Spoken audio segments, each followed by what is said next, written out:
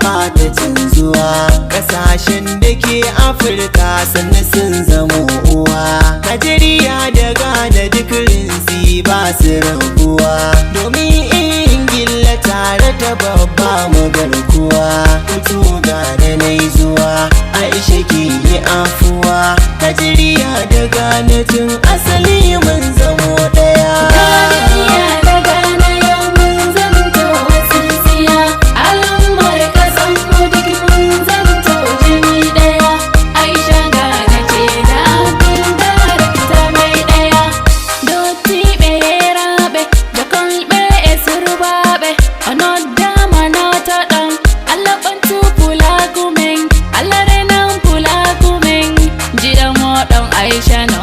Aisha mo ere Ghana, mi wari Nigeria, mi welki Nigeria. Ojo ta ma fulbe men, bulaku men, bulaku men. Nigeria da Ghana yo mun zanto sisiya, al'ummar kasan mu duk mun zanto jini daya.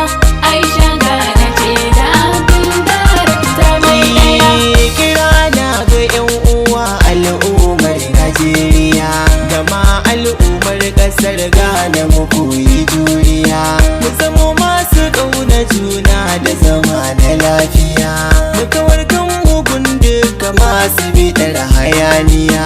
'Yan Ghana da Najeriya juna babu wariya. Abdul Darakta roƙo na Allah ba mu kariya.